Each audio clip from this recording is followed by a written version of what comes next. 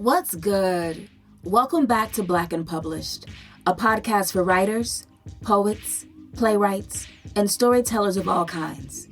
I'm your host, Nikisha Elise Williams, an award-winning author, two-time Emmy Award-winning producer, publisher, all that good stuff. Today, we're talking with Dantiel W. Moniz, author of the short story collection, Milk, Blood, Heat. Dantiel Moniz is the recipient of the Alice Hoffman Prize for Fiction, the Cecilia Joyce Johnson Emerging Writer Award by the Key West Literary Seminar, and a Tin House Scholarship. Her fiction has appeared in the Paris Review, Tin House, Plowshares, American Short Fiction, Yale Review, One Story, McSweeney's Quarterly Concern, and elsewhere. Milk, Blood, Heat is her first book, and she lives in Northeast Florida. For my Duval folks, she lives in Jacksonville, at least for now. And she went to DA. Shout out to the home team. So, in this conversation, Dantiel and I discuss what it means to embody the full spectrum of humanity, no matter your race. The things we forget about parents and children. Creating tension in relational fiction, and what it takes to make a life of language. And on that part, y'all, she goes in about why writers and writing programs need to be transparent about publishing. Black and Published family, let's welcome Dantiel to the show.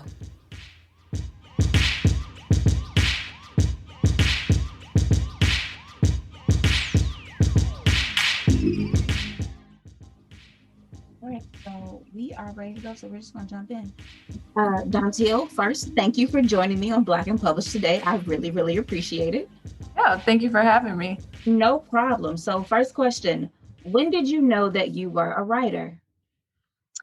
Like, I know people hate when writers say stuff like this, but like from a very, like I've always written, that's just like, you know, I'd have my little poetry book and I'm writing like little terrible child poems, you know, whatever it is. But like, yeah, so really young. I mean, okay, so I'll say writing is one thing, like knowing that you want to be a writer to be published is a whole separate thing. So I was writing for such a long time and people would ask me like, oh, what do you want to do when you grow up? And I'd be like, I don't know. But like, you know, I'm sitting here writing. So it took a long time for me to actually think like that was something that I could do.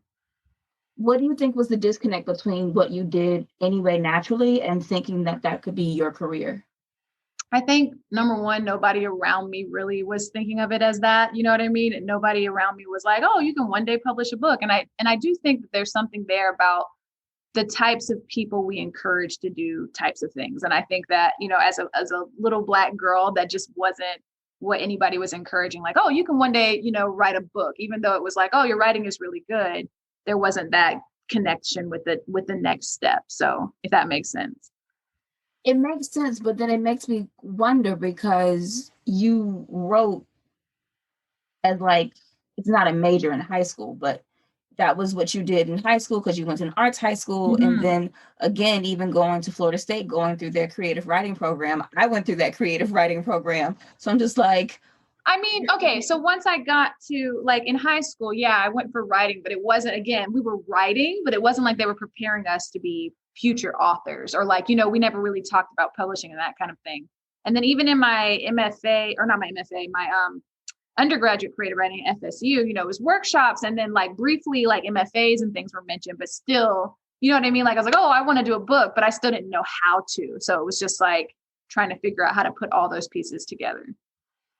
Quick question, because I know when I did the undergrad program at FSU, I did the honors thesis. So I actually ended up writing like this little novella that then became a book like 15 years later. Did you do that as well and trying to craft something and put something together that could be like one complete work as like your first step into doing that? So I didn't. So when I went there, I had like a creative writing emphasis is what it was called. So I took like several like workshops and things, but I didn't have to do a thesis or any kind of thing like that. But I did submit to, I don't know if you remember the Kudzu Review, which was our literary journal there. And so I submitted to that a couple of times and like got included and did like a little reading and whatever, but I never had to do a thesis, not until I got to my MFA. I don't even think I knew to submit to the Kudzu Review. Yeah. So And talking about doing your MFA, because you posted this on Instagram about 2 hours ago. Yeah. I was like, oh, I'm going to ask about it. So you went from going to school, writing all the time, having this focus, to taking a break. It was about 3 years before you set off to go and get your MFA. Yeah, about 4. I graduated in 2012 from FSU. You know, my plan was, oh, I'm going to get a job, because that's just what they tell you, right? Once you have the degree, you can go get a job. But like an English job doesn't require, like, you know what I mean? You're not actually qualified to do like a whole lot where, you know, like, or, you know, you go to apply to these jobs and they're like, oh, but you need experience. I was like, well, I don't have experience because I was getting a degree. Do you know what I mean? And so like I started serving in bartending, and that's what I did up until that time. And I was writing a little bit like on and off during that period. But yeah, eventually in 2015, I was like, okay, I think I want to do my MFA. And so, you know, I researched and did all of that, and then got in and went in 2016. And going after the MFA, was that so that you could begin working as a writer or be validated as such? Or is that when you just realize, okay, I think I want to write a book and this is the only way I know how? No, yeah. So I have been trying to write a novel for like since 2010. You know, I had found it, you know, and so I would like start it, stop it, start it, stop it. And then in around 2015 is when I was like, I think I need more guidance. I think I need more support. Like I didn't have a literary community in Jacksonville. So I was like, I think I need more guidance. And so then obviously I didn't even know about fully funded programs and all that stuff.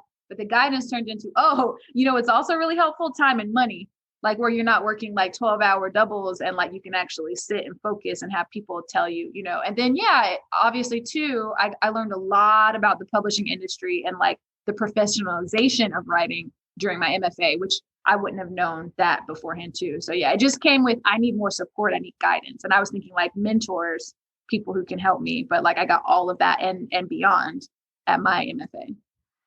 You mentioned in one of our earlier conversations that, you know, being a writer and writing for a living is opaque. And I found the same thing, that no one tells you what the steps are to navigate how to go from I like to write, I write stories, to I want to publish a book. Do you think that that's something that should be covered early on when people are declaring majors in writing and creative writing, specifically in poetry, that okay, you know, yes, you have a license to write, but I think a lot of people end up going into, okay, I got this English degree, let me go get this teacher certification and teach this high school literature class, and not let me go freelance or submit for journals and reviews or try to go through an MFA program and all of that. Yeah, I think so. I understand like maybe why we didn't get, or I didn't get like a lot of that in my undergraduate creative writing courses, just because I feel like, you know, at that point in time, you don't know who's actually serious about doing it, or if someone's like, oh, this is a fun elective for me, or, you know what I mean? Lots of people like start writing and then don't actually do it. But I do think that if teachers, especially in the undergraduate like sphere, if teachers are sensing like, oh, okay, this student has potential, I can see that in their work, maybe they can have like one-on-one conversations about, okay, well, this is what it looks like, right? Because no one has any idea what making a life off of your words actually looks like. And it looks like a lot of hustle, honestly. It looks like a lot of hustle, a lot of stringing stuff together. And then I think especially in MFA programs, because I realized talking to some of my friends who went to different programs than me, that some programs don't like to talk about the publishing side of it at all, even in the MFA, which is really wild to me, because I'm like, on the one hand, I understand that they might think, oh, we don't want the students to get caught up in thinking about publishing while they're still trying to do the work. But at the same time, like, I think the benefits outweigh the risks in preparing someone for what this could look like. What does getting an agent look like? What does the publishing process look like? What does, you know, all of this stuff mean? Fellowships, how to apply for fellowships and grants and, you know, that kind of stuff. So I think that, yeah, that should definitely be included, because like, you don't know, no one prepares you for it. That is so crazy to me, because like I didn't go the MFA route. I did a double major, so English communications, and then I got the job in journalism and wrote on the side. That was my side baby. So in hearing you talk about that, even in the MFA program, they don't talk about the publishing side, when that is, I feel like, the culture grounds where publishing and writers are honed and created and then are funneled into that pipeline to find an agent, get an editor, sell the book. Like that's what that exists for. And I feel like that's why a lot of people go after the MFA, just for that advantage and opportunity. To hear that it's not discussed baffles me. Well, yeah.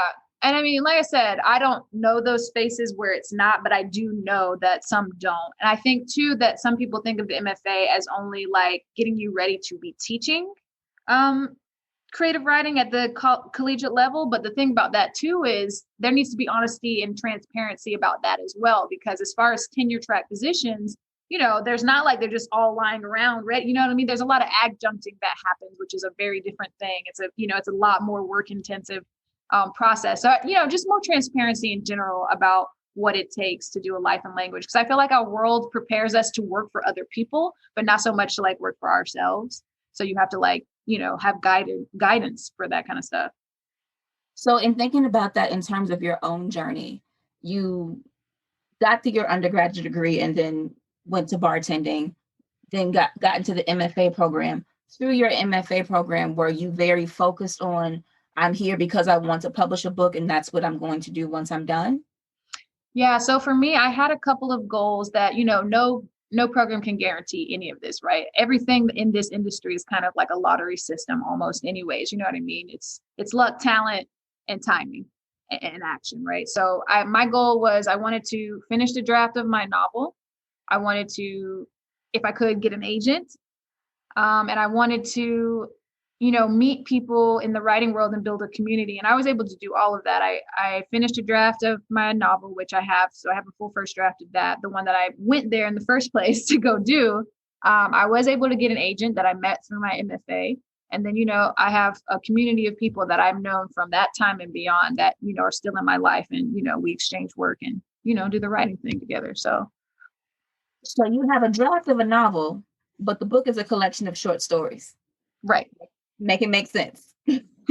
So it's two separate books. Okay. Yeah. So what was it that made you go with the short story collection first? So in the MFA, I had no intentions or no want to workshop my novel. Just, it's hard to, I think, you know, obviously there are workshops where people do workshop excerpts of their novel, but I think it's hard for anybody to workshop just a piece of something and be able to, you know, give you good feedback on it. So I didn't want to do that. So I was workshopping stories from my actual workshops. And I did my novel as my thesis. So I could still get feedback on it, but from my mentor who would read the whole thing, you know what I mean? And it would just be like her expert opinion versus putting it in the workshop. So that's why I have both. And so when I graduated, I had maybe 6 or 7 stories. And I had the first draft of the novel. I try to work on the novel. Novels take a really long time. They take a lot of, you know, they can't be held in your mind the way short story can. So eventually I got to a point where I was like, well, I've now got like 9 of these stories. Most of them are published. Like, does it make sense? This is a conversation I have with my agent. Does it make sense for us to do the stories first? And a lot of people have feelings about that because, you know, the line is like, oh, short stories don't sell. They're not marketable. We want the novel first, so then we can do the stories. And I thankfully have an agent who was like, no, I believe in the stories for the art that they are without them being a vehicle for the novel. And we will make sure to get it into the hands of people who also feel that way. And so I was really supported and encouraged by my agent to be like, okay, yeah, if the stories make sense for you right now, let's do the stories. Because at that point in time, like, to be real, like, people are like, oh, you publish the work when you need to. And it's like, yeah, I would have loved to have done a novel first, but also I need a paycheck. I need to sell this book so I can like show something for all the sacrifice that we did to do this MFA. And so like, that's what happened. Well, so let's talk about the money piece of that, because you said that you didn't know about, you know, fully funded MFA programs. So then that's either paying out of pocket, grants and loans, and then, you know, finally getting to the point where you sold the manuscript of the short stories to have a paycheck. How difficult was that time period financially? So I actually did do a fully funded program. So I didn't know about them when I started, but I, you know, researched online. I found some online writing communities that talked about it. And so I by the time I only applied to fully funded programs because I'm already in debt for undergraduate. I'm not getting ready to take on more debt for something that like literally there's no guarantees that you'll ever publish a book. You know what I mean? So I did do a fully funded program. And then I was really fortunate that I had applied to a grant from the Elizabeth George Foundation. And I had asked them for $30,000 for a year of support. And I got that. So I had that already lined up when I left. So I had this $30,000. So I was like, okay, I have 1 year to finish one of these books. You know what I mean? And like, let's go and let's sell it. So, so for me, I was supported in the fact that I had those things. And also I have a partner who has stable income. So, you know what I mean? So we were able to like make it work out that way. But, you know, it was like a lot of anxiety because I was like, you know, we went through all these sacrifices. I'm not sure if they will ever pay off, but like, thankfully we were able to sell the book, the short stories. And now that when I was like, look, I just want to get like this much money. If we could do that, and then that'll give me enough time to do the next book. And then we'll go from there. So it's kind of like playing leapfrog. You're just like hopping from one stone to the next, except you can't see the stones. So it's kind of like you just have to trust that something's going to fall into place. It's almost like you're jumping and trying not to drown, which I found as a theme in the stories of this feeling of, you know, just trying to stay above water. And so in looking at the collection and selling it, revising it, and going through that whole publishing process, I noticed throughout that there was a strong theme of motherhood and a strong theme of girlhood. And it was almost cyclical in how the stories were going. So was that intentional as you were writing the stories and putting them together? Yeah, that's exactly the word. Cyclical is the word that I use to describe this all of the time. I like when I craft a story, I like for there to be like a return. And then so when I was thinking about the stories overall, like the arcs, obviously they stand on their own, they're individual stories, but they still are in conversation with each other. And now, so I'm thinking about the arc of the book. So I think of the whole entire book as kind of mirrors and echoes. A lot of the times people don't think of short stories as linked unless the characters are the same. But I do think of these stories as linked because there are more things that constitute a link other than character, right? There's voice, there's place, there's language. And I'm doing a little bit of all of that in this book. Like there's certain words besides like milk, blood, heat that repeat. And each time they repeat, they pick up resonance. You know what I mean? And so by the time you get to the end, all of that should be reverberating back throughout the story. But yeah, so I do think that was intentional. And I do think of it like that.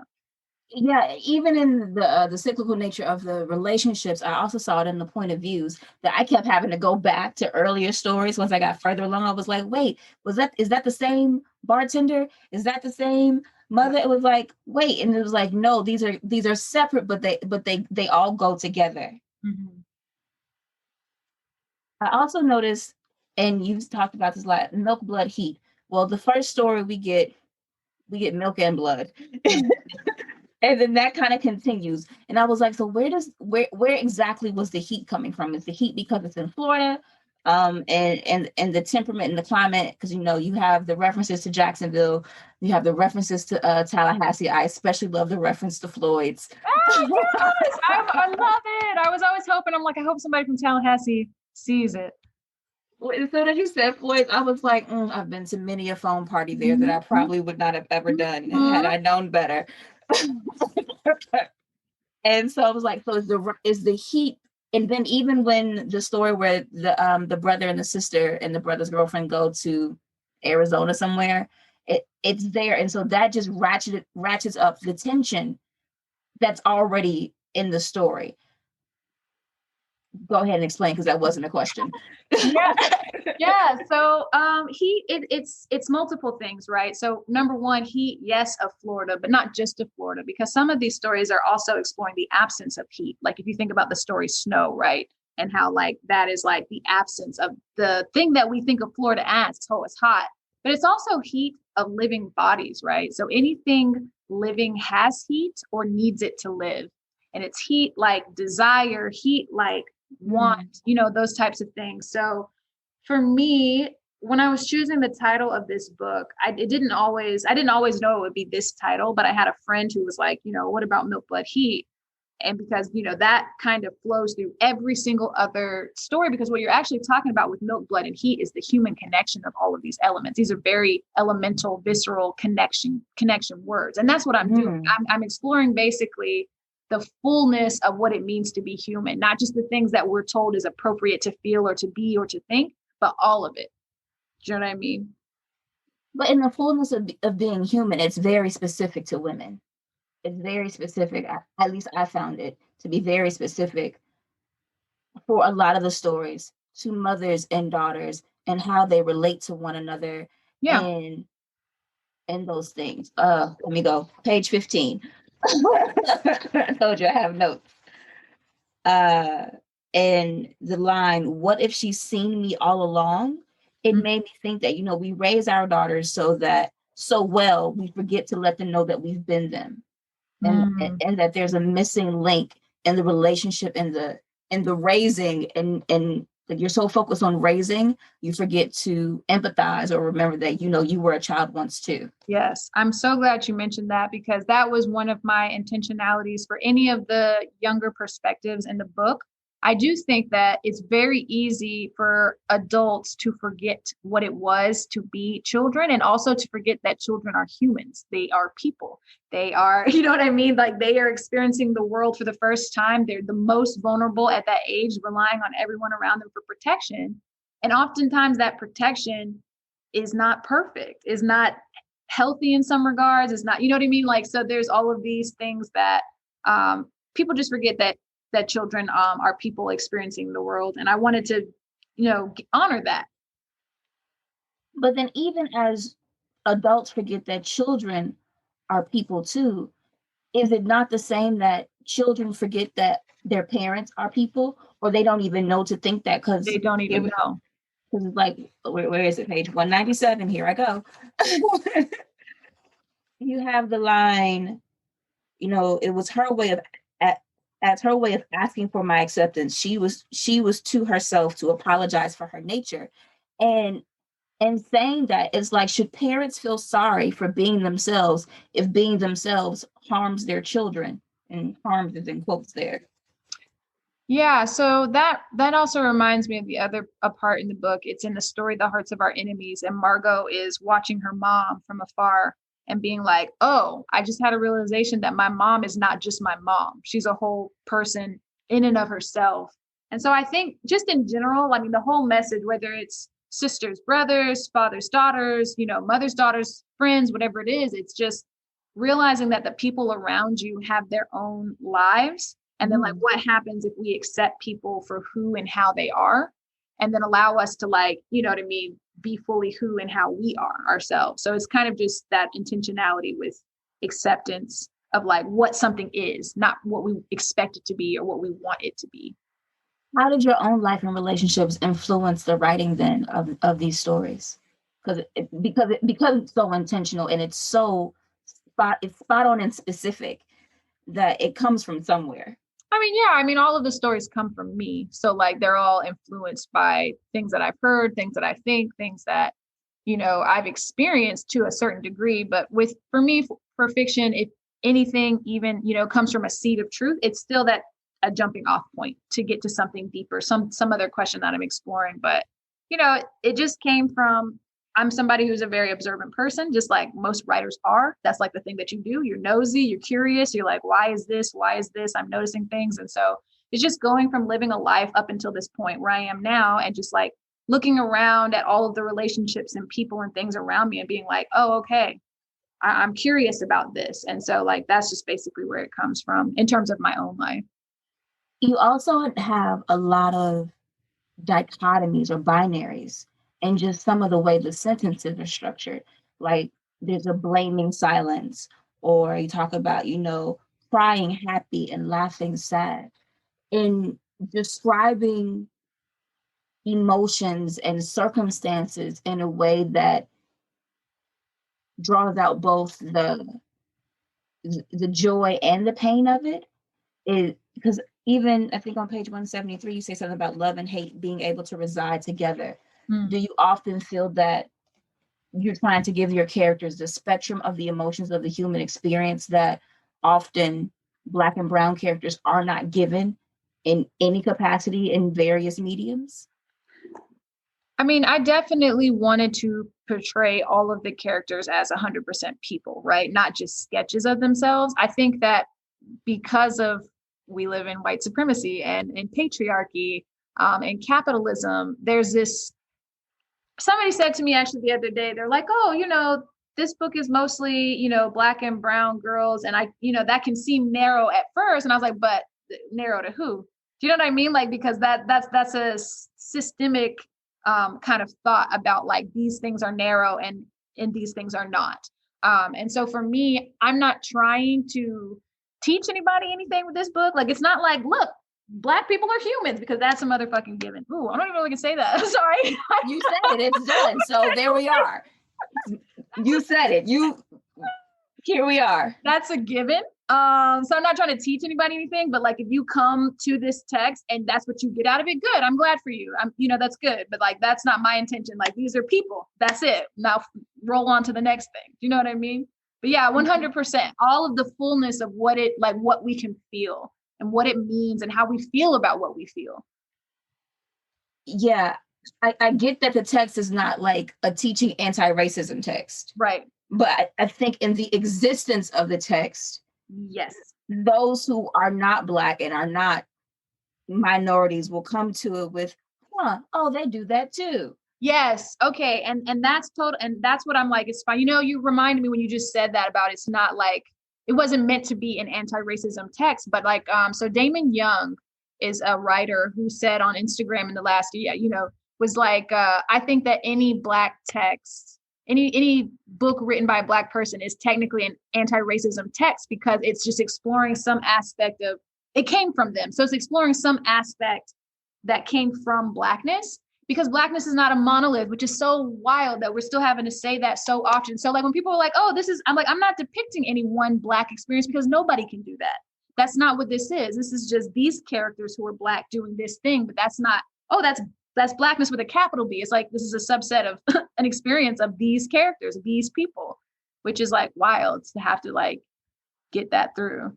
It's crazy to have to explain that, but because it's not specifically about these characters and their intersection with race, even when there are characters who are non-Black, it's not about the race of it all. The race is not the tension. The tension is the circumstances between them. Yes. And that was something that was really important to me too. Like, obviously I wanted to acknowledge the reality of the world we live in, right? But I didn't want it to be always at the forefront of these characters' minds, like you say, as the tension, because like sometimes people are just going through the same shit everybody else is, which is, is this the right marriage for me? I need a new job. How am I going to pay my bills? You know what I mean? Like that stuff, but it slips in, right? So there's a couple of stories where like microaggressions, which, are a subset of the larger problem. You go in and someone doesn't greet you at the door, or you go in or someone gives you a certain kind of look. That stuff comes in, but it's not the main focus. It's just like, okay, the reality of it is, this is all around. And now I'm back into, this is my issue that I'm dealing with. So then what do you make of it when reviewers or anyone comes to it and expects it to be more upfront, capital B, Black, in your face with the race aspect of it, and it's not? Because I had a reviewer say that to me. It's like, oh, I wish you would have talked more about race. And I'm like, it's not about race, it's about family. It's like, the race is there. That piece is always there, but we don't spend our entire lives trying to fight racism. We're just trying to live. Yeah. Literally.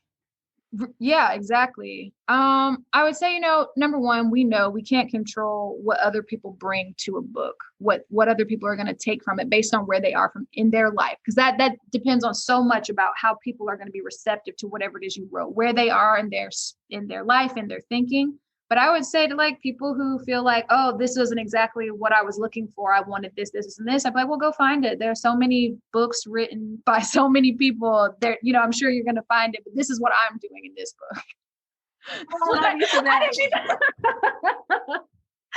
I didn't mean that as rude as like it sounded, but like, it's matter of fact, then go find it. It's okay. I need a moment to collect myself, because I was like, oh, well, go find it then.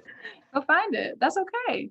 This book doesn't have to be for everybody at this particular time. You know what I mean? Some books are things like, I've picked up books before where, I'm like, oh, not for me right now. But I've gone back later and been like, oh, okay, now I can see. Now I'm in a space for that. And I think it's okay for people not to like what other people wrote. Like, again, there's so many writers, so many artists, so many things that you can go and find. And like, find what speaks to you. That's totally okay if that's not my book for you. How freeing is that? And when did you get to that realization that it's not going to be for everybody and that's okay, and that doesn't make you any less successful? Yeah. I will say that it takes a while, especially in, this, what we do, anything art based is going to be so subjective. You know what I mean? Like that's just off the rip. No two people are going to look at it and get the same exact things out of it, even if, they both liked it or both didn't like it or whatever it is. So just realizing that it's super subjective, it's super like based on personality and life experience and taste, right? Like all of that stuff.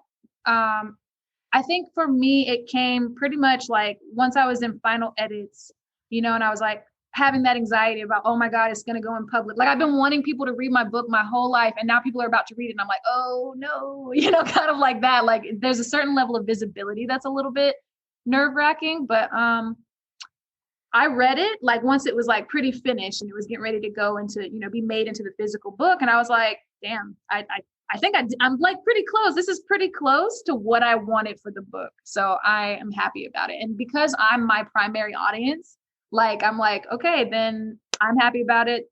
Then I did the best that I could do. And if even one person outside of me connects with it, that's a cherry. Good. Good. All right. So then we're going to get into this book. I'm going to tee you up and read the description, and then I'm going to let you read your excerpt, and then we're going to go back to it. Cool. All right.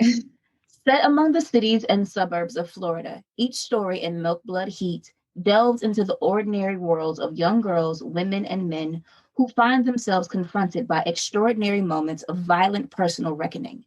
These intimate portraits of people and relationships scour and soothe and blast the light on the nature of family, faith, forgiveness, consumption, and what we may or may not owe one another. A 13-year-old meditates on her sadness and the difference between herself and her white best friend when an unexpected tragedy occurs.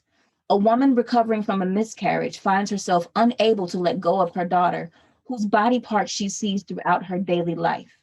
A teenager resists her family's church and is accused of courting the devil. Servers at a supper club cater to the insatiable cravings of their wealthy clientele, and two estranged siblings take a road trip with their father's ashes and are forced to face the troubling reality of how he continues to shape them. Wise and subversive, spiritual and seductive, Milk Blood Heat forms an Ouroboros of stories that bewitch with their truth, announcing the arrival of a bright new literary star. Dantiel, that's all you, boo. All right. So I'm going to read a short excerpt from the story Necessary Bodies. All you need to know for the part that I'm going to read is that the main character has recently found out she's pregnant. She's trying to figure out like what to do about it. She's also trying to research an article that she's writing about. They've colored the retention pond in front of her home. And so now she's meeting up with her best friend, Pia, at the Museum of Science and History. MOSH, for all of y'all Jacksonvillians, you know what I'm talking about. All right. They bought tickets at the Museum of Science and History, paid a little extra for a 4:00 interactive showing at the planetarium on celestial bodies featuring black holes. It was a quiet time to be there, an adult time, since most kids were sitting at kitchen tables with English workbooks and pre-dinner snacks. Other than a handful of others, some old folks consulting pamphlets and a group of teens with a perpetual look of indifference stretched between them, they practically had the place to themselves. All those whirling lights, hidden compartments, displays of ancient bones, all of the discovery. This girl at work said the best thing about being pregnant was that her boyfriend didn't want to fuck her because he was scared of hurting the baby. So she got to grow a bush fully out. She hadn't seen herself like that, like ever, and said after the itching phase, she really enjoyed it. The blonde woman at the counter who had not welcomed them when they entered as she'd done for the previous guests threw them a scandalized look, but Pia only waved. Do you believe that? Billy asked. What, that she liked it? That he was scared of hurting the baby? Not for a second. Billy wondered if they kept it, if Liam would still want to. He told her all the time that he would want to make love to her even when she was 80, but she thought that was an easy thing to say when old age never felt like it would happen. Not to them, not directly, not yet. Billy still used celebrities' crow's feet as a measurement of how much physical time had passed. She was just starting to be able to see age in herself. Maybe the transformations of time and pregnancy on the body were related. If she asked him about sex, Liam would say, of course. But once he saw that alien belly, the skin pulled shiny with some other creature's being, he might change his mind. They walked through the exhibits, and Billy was relieved to find them safely distracting. Aquatic life, regional birds of prey, and the required dinosaurs, a 100-year history of Jacksonville starting in the 1800s, Calford, the Great Fire of 1901, though a noticeable skimming of the city's part in aiding the Confederacy. There was nothing to remind or sway her, no genome projects or working models of the human heart, but Pia must have been waiting for a chance to extrapolate. They just ducked inside an oversized circuit board, the wires and glow bouncing off the walls, when she said, "Okay, so let's chart this thing out." Each item she ticked off on her fingers like elementary math. Billy and Liam had been married 5 years. They loved each other. They were in their late 20s. They weren't broke. They liked other people's kids, and both their families got along. It looks good on paper, right? How do you feel? What are you thinking? She was really asking, not being patronizing or waiting to inject her own opinion. And this made Pia all the lovelier, her dark eyes collecting the generated light, and Billy tiny there, suspended upside down. She was thinking a million things, some of which had plagued her even before she found out. What if the state floods? We re-elect that terrible man. If I'm bad at it, I do it, then decide I don't want to do it. If I don't do it and miss it. What if someone shoots me in the grocery store, the movie theater, my own home? What about the revisionist histories taught in schools? What if I'm not self-sacrificing enough? If I'm too self-sacrificing? If me and Liam get divorced, shit happens. What if the kid hates me? If I'm cruel? If I really, really love it and lose it? If none of this can be sustained, not our love or our planet? What if, in the end, we just dye the ocean and wish it well? For better or worse, she didn't know if it was responsible to bring new life into this world, but she couldn't spend all her time agonizing. She had to keep moving, keep breathing, or else she'd cease to exist. So she gave Pia the simplest of answers, what it could all boil down to.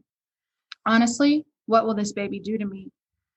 The planetarium seats reclined all the way back so that each occupant had an expansive view of the ceiling, and at 4 p.m. exactly, the lamps went out and the room transformed into the nebulous black of the universe, their own solar system and thousands upon thousands of stars blinking awake, many for which, amazingly, overwhelmingly, there were still not names. In that dark and intermittent light, Billy was a seed, a blip of yearning in the deep pocket of the galaxy, small in the most comforting of ways. The ubiquitous male voiceover gave a brief tour of each of the 8 planets, poor Pluto, the asteroid belt, before moving beyond to the closest black hole, 3,000 light years away from the Earth. They learned specific terms, space-time, event horizon, ideal black bodies. That last made both women independently chuckle, all used to interpret a mass so large that even light could not escape it. Once an object dropped inside, it was essentially lost to any external observation. However, it seemed to Billy that in this instance, lost to observation was not mutually exclusive with gone. She leaned over and whispered into Pia's ear, "Do you think a black hole is a portal?" And Pia, after only a moment, replied, "Life's a circle, you know. You can't go anywhere someone else wasn't first." So, in hearing you read that, I just underlined like 2 more lines that I hadn't before. So, the line, honestly, what will this baby do to me? I feel like that's a question women ask, whether they're pregnant, thinking about becoming pregnant, just curious about it. And I want to know how, because of all the relationships of mothers and daughters, and, he's talking about miscarriage and pregnancy and all of that. How does that thought replay in your own mind when it comes to then extracting it out and giving it to these characters? Yeah, I think so. The question that I thought I was writing towards, or I was writing towards, but intentionally, was this question of morality, conditionality.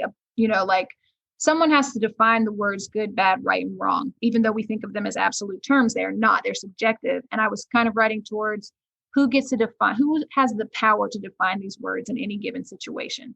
So that was the thing I was consciously writing towards. But then after I had the whole collection, I realized that the other question that I was writing towards is, should we have children in a world like this? And so I think that was something that was just on my mind, because obviously, as soon as you get married, people are like, "Oh, when are you having the baby? When's the baby coming? When's the baby happening?" And, my husband and I, actually next Monday, will have been married 8 years, and we're not parents. And so, less people ask now, but in the first 5 years of our marriage, it was when. And I was just like, well, is that the next logical step? like, I wish there was like more space for women to think, is that the next step for me? And I think that if people were allowed to have that question, there would be less instances of,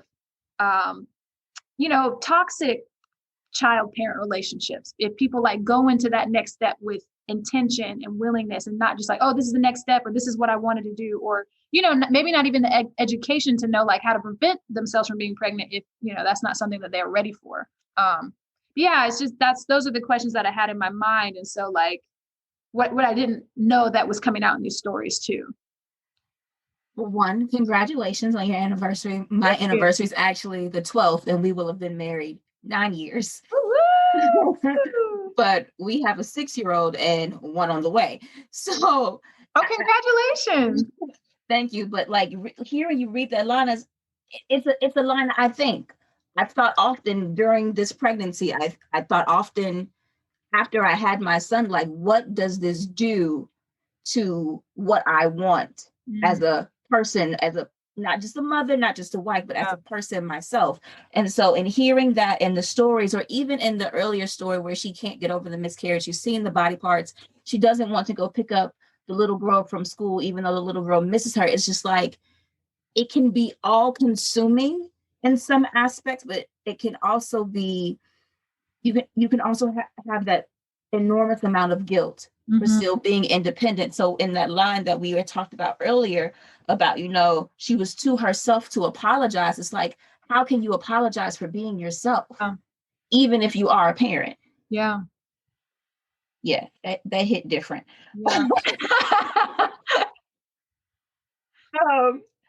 How has your relationship to Jacksonville and the South in general, influenced who you are, how the book came to shape, and now your outlook on life?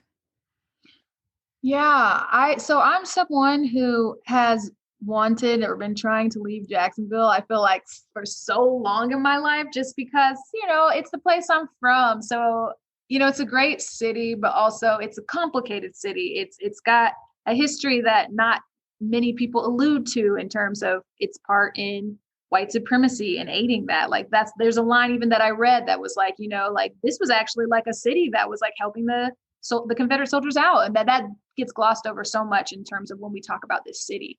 And so for me, it's, it shaped me. It's like, a mom-child relationship, right? This is the place that I come from. I'm shaped by this place, but I also have complicated feelings about it.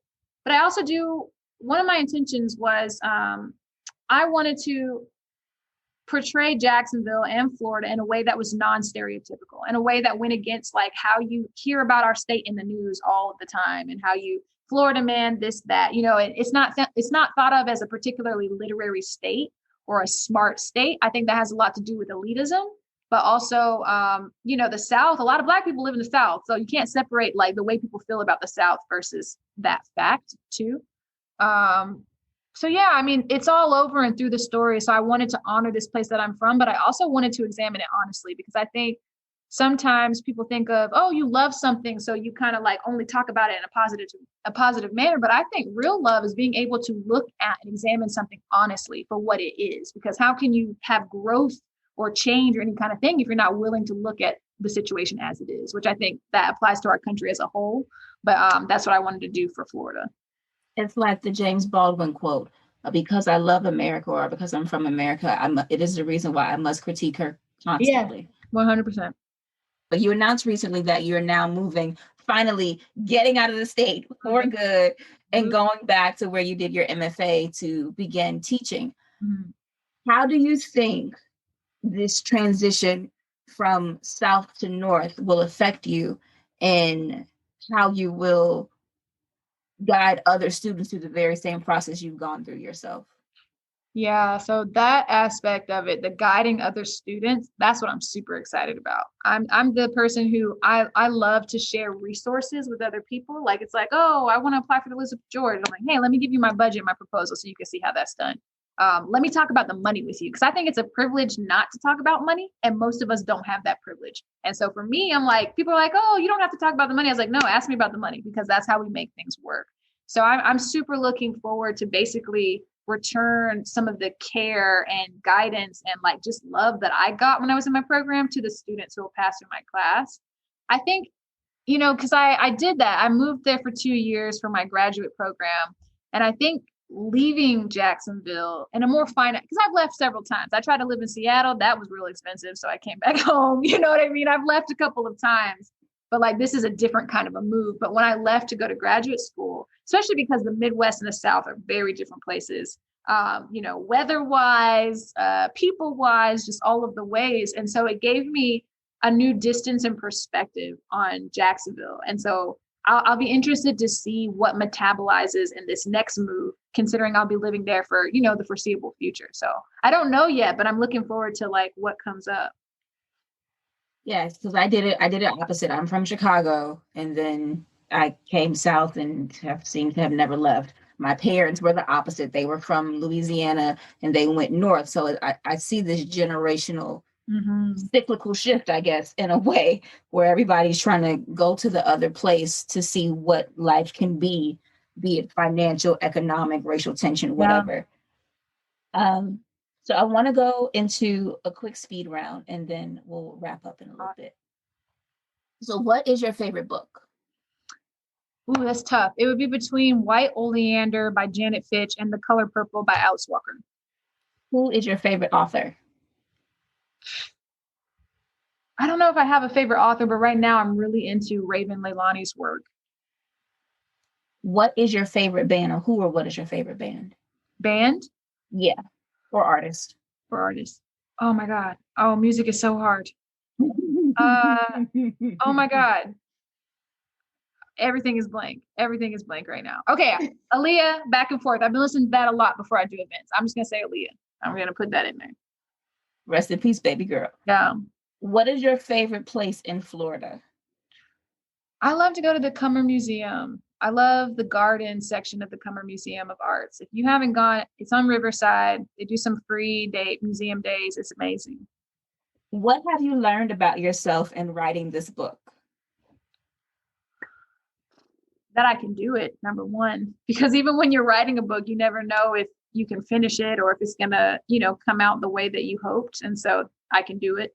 That means if I did it once, I can do it again. How do you define success? For me, I define it as being able to connect with other people through my words, like being able to transfer some of the feeling that I intended to other people off of a 2-dimensional medium. And I think that this book has done that for some people. So I feel like that's successful. If you could live anywhere in the world, where would it be? Oh man, there's so many places in the world that I want to go. Seattle is very white, but there's something about Seattle that I really like. So like if we could maybe Seattle in like 10 years of things like, I don't know, Seattle is a nice city. I'll just say that. It just needs to be a little bit darker. Yeah, just like a little bit. And what soothes you or brings you peace? Oh my God, why don't I know answers to things? Baths. Like being able to take a nice bath and put all the lavender and the bath salt, just a nice bath and time to just like reflect and sit in a hot body of water. Like that's, yeah. Baths are everything. That was not speedy. I am so sorry. I was like, oh no. This round, I call it a speed round because I expect it to be speedy, but it has not been speedy for just about any of the people who've been on the show. It's so hard. Like as soon as you're asking, like you can ask me a question about the book, I'm like, these other questions, like my mind's like wiped. I'm like, I don't know anything. I've never known a thing in my life. You mentioned earlier that trying to make a living off of language is not talked about enough, but that's something that you are doing completely. What would you tell the next generation of writers about how to make a living off of language without always having the fail-safe of teaching in academia or becoming a journalist or teaching high school literature, which seem to be the things that people with English degrees do until they figure out how to do the book? if they ever do the book? So I'll say what I told my students recently, which was that I'm not going to lie to you. It's hard. It requires, and oftentimes a nomadic lifestyle. It puts a lot of stress on not just you, but also if you have a partner that you're with, or if you have children, it becomes that much more difficult to kind of do that hustle, because a lot of things that you will get an opportunity to do require you to relocate. Maybe some of that will change with, what has happened in COVID, and we have more virtual opportunities and remote working. But like the reality of it is, it's going to require a nomadic lifestyle. So number one, just like accepting like what that might mean. And so, like any kind of job that you can do that will allow you to pay your bills, and then also have a little bit of time on the side to do the writing thing. Whatever time that you can get in with writing, that's enough time. You just have to like be consistent with like, doing that work. And the other thing that I will say that is just as important is to not count yourself out for opportunities. You will have an entire world who will do that for you. So don't self-eliminate yourself from the possibilities of what you could do. So if you're even just barely eligible for something, apply for it. You know what I mean? Like some things aren't free to apply for. So that's a real thing, consideration. There are application fees, but like if you have the money to do that, or if it's a free opportunity, don't say, well, I don't know if it's me, I won't do it. Like apply for it, because even if you don't get that opportunity, the application process of it will be growth towards your next application, their next thing that you're going to apply for and maybe get. So nothing is wasted. Don't count yourself out. Let them do it. You don't need to do it first. And my final question for today, in making this life of language, and hopefully we're going to have this novel come out next so that we can read that. When you are no longer here and among the ancestral realm, what would you like someone to write about the language you left behind? I would like for them to say that they felt it. Do you know what I mean? Because for me, yes, obviously we engage with literature or literary art intellectually, but I also think that it's important to engage with it emotionally. So for me, a part of my intentionality was I want these stories to be felt in the physical body. And so if someone said, oh, I felt something when I read this, then I'm like, great, that's exactly what I wanted. So yeah. I definitely felt it. Then I felt like I need to buy another book because this one has all my notes and scribbles in it. And underlines and thoughts. Wait, you're in Jacksonville. Yes. I can get you a UK copy. I'll just send you a UK copy. Or we can meet up because you can, and then you can keep that one scribble free, and you can have your US one with your notes. Oh yes, because I love the UK cover. Okay, so yeah, email me. Let's arrange a meetup and exchange. Let me stop this recording and then we go talk. Interview done. Thanks so much for having me. For sure. Big thank you to Dantiel Moniz for being here on Black and Published today. Make sure you check out her debut short story collection, Milk, Blood, Heat, out right now from Grove Atlantic. It was actually a recommendation by our fifth guest of the season, Naima Coster, so you know it's going to be good. And if you're not following Dantiel, follow her on the socials. She's at DeezyBot Press, DeezyBotPress on Instagram, DeezyBot Press, and Dantiel W Moniz on Twitter. That's our show for the week. If you like this episode and want more Black and Published, go ahead and hit that subscribe button on your podcast platform of choice. And if you like what you hear, leave us a rating, a review, a comment. Let us know who you want to hear on the show next. You can also follow Black and Published at Black and Published on Instagram and Twitter. That's at BLK and Published. And if you want to keep up with me, head to my website, newrights.com, NEWWRITES.com. Or you can follow me on the socials. I'm at Nikisha_Elise on Twitter and Instagram. That's our show for the week. I'll holler at y'all next time. Peace.